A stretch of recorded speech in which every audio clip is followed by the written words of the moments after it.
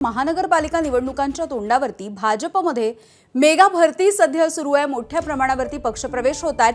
ठाकरेंच्या शिवसेनेचे माजी महापौर विनायक पांडे, ठाकरेंच्या शिवसेनेचे यतीन वाघ, काँग्रेसचे शाहू खैरे, मनसेचे नितीन भोसले आणि मनसेचे दिनकर पाटील हे आज भाजपमध्ये पक्षप्रवेश करणार आहेत। देवयानी फरांदे यांच्या नाराजीच्या नंतर देखील आता हा पक्षप्रवेश होणार आहे। थेट जाऊयात, गिरीश महाजन बोलतात।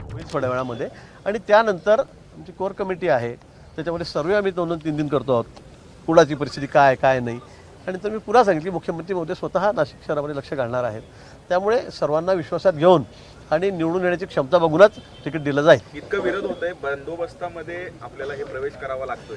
आम्ही पोलिसांना तेच म्हटलं की बाबा एवढा बंदोबस्त लावायची गरज काय, मी तर कधी बंदोबस्त घेत नाही, तुम्हाला माहिती आहे। मी उलट त्यांना तिथेच सांगितलं, इतकी धावपळ करतो ना, म्हटलं थांबा, तुम्ही एकदम मागे थांबा, म्हटलं तर माझ्या गाडीच्या पुढे पळू नका तुम्ही, आपल्याला ही सवय नाही अशी गोंधळ झाला की बंदोबस्त घ्यायची। त्यामुळे थोड्याफार प्रमाणामध्ये कार्यकर्त्यांची नाराजी असू शकते, कारण त्या प्रभागात की जुने कार्यकर्ते काम करणारे असतात, पण वर्षानुवर्षे आम्ही त्या प्रभागावर निवडून येत नाही, आपल्याला याची कल्पना आहे की ठराविक असे कार्यकर्ते आहेत की ते निवडून येत असतात, विरोधात राहू द्या का सत्तेत राहू द्या।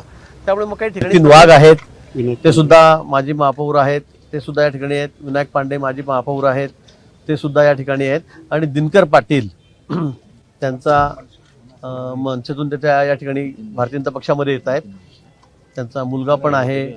असे त्यांच्यासोबत अनेक शेकडो कार्यकर्ते, प्रमुख कार्यकर्ते, विरोधी पक्षातले प्रमुख पदाधिकारी हे आज भारतीय जनता पक्षामध्ये थोड्याच वेळामध्ये या ठिकाणी प्रवेश करतात। एबीपी माझा, उघडा डोळे बघा नीट।